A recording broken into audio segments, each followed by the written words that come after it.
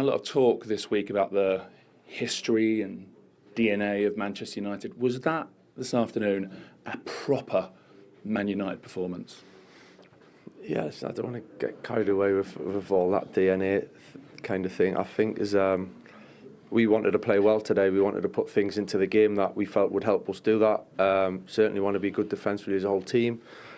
We felt that we had a threat when we had the ball and on transition at times as well. But actually, when we did have the ball, I thought we looked dangerous. And so all round, I literally, it's an easy thing to say, but I couldn't ask for any more. The boys give absolutely everything in so many ways. 3 days to prepare, little bits of information here and there. And they took everything on board tactically, and then emotionally were able to deal with it, and exactly like we hoped for, really, and to feel that like we did towards the end, and the whole place. I said yesterday it's a magic place, and it certainly was today, and we all felt that.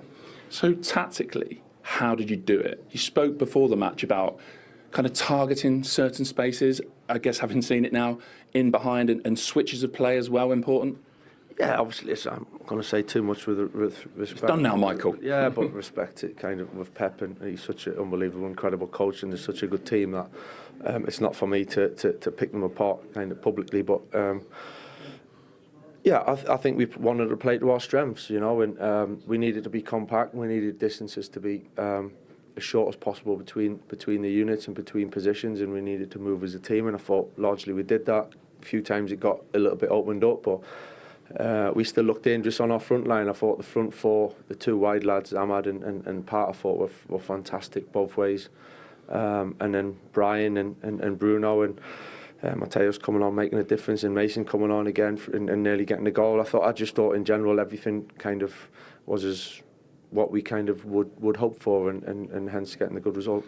I guess even with the career you've had, football doesn't give you many perfect days. Was that almost as perfect as you get, as close to it? Yeah, I think it's as much as we could have close as we could have hoped for. To be honest, coming into the game, the change is not easy. Change is not easy for anyone, but to then have to perform on the back of it is.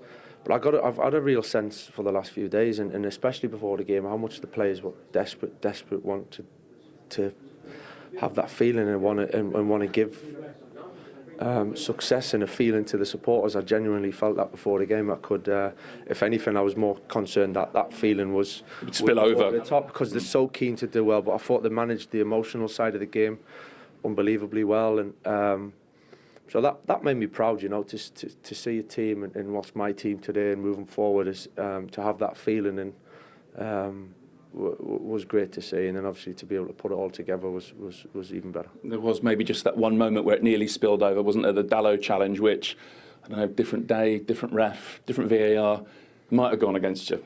Yeah, I'm not going to give you the token answer, but I literally haven't seen it, to be honest. But well done. Yeah, no, I haven't. To be honest, at the time I thought he had kicked the ball out, Diogo, but Sam told me, and his fourth official said that he hadn't, so I've not seen it. It was talking about the offside decisions. I've not seen them either, but apparently they were close, and we could have had more in the game. So that's it. Them type of games you're expected to ebb and flow, and there's going to be decisions, and that's it. Today, if they went for us, they went for us, and we'll take it. You used the word magical earlier in the interview.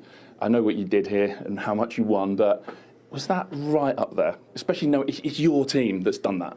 Yeah, that was that for so many reasons. I think that today was special. Putting things together quite quickly, coming in and trying to put print on the team, but gathering them together and emotionally getting them all attached to what we want to do, and I felt that unbelievably from the staff, from the players. So that it made it a very special kind of day as it's gone through, and I'm not getting carried away. It's one game, so it's really important we don't get carried away.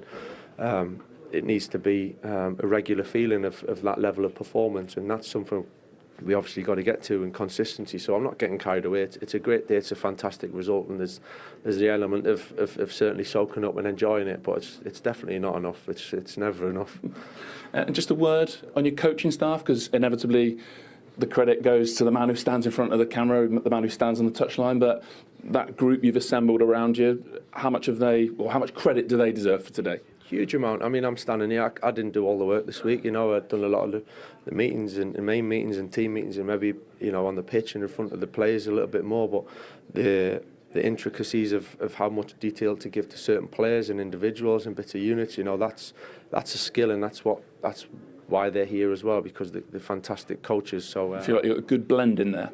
yeah, unbelievable. And Steve's got a really calm head and so experienced, and Jonathan and Johnny and Trav, you know, I think we've got a real mix of what we can offer the players, because that's what it comes down to. What can we offer the players to make them better? And you know, these 3 days, you look at the result and you think, yeah, it's worked. We got to keep building on that.